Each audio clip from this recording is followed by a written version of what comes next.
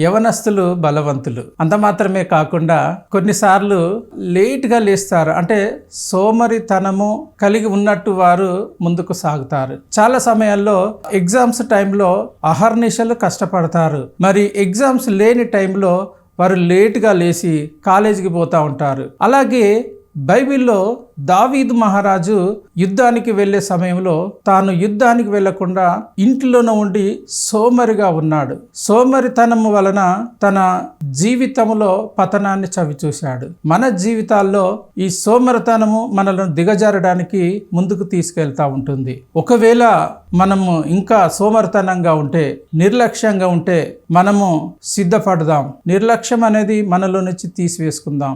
దావీదు యుద్ధానికి వెళ్ళాలి, కానీ తన భవనంలో ఉండి సోమరితనాన్ని కలిగి ఉన్నాడు. దాంతో తన జీవితంలో ఎన్నో అపనిందల పాలైనాడు, అవమానాల పాలైనాడు. నేటి యవనస్తులుగా ఉంటున్న మనము కూడా మన సోమరితనంగా ఒకవేళ ఉన్నట్లయితే దాని నుంచి విడుదల పొందుకొని పరిగెడుతూ జీవితంలో స్థిరపడదాం. అనేక జయ జీవితాన్ని దీవెనకరంగా మార్చుకుందాం, దీవెనలను పొందుకుందాం. సోమరితనము పొరపాటైతే దాని ఫలితము పతనంకి దారితీస్తూ ఉంటుంది.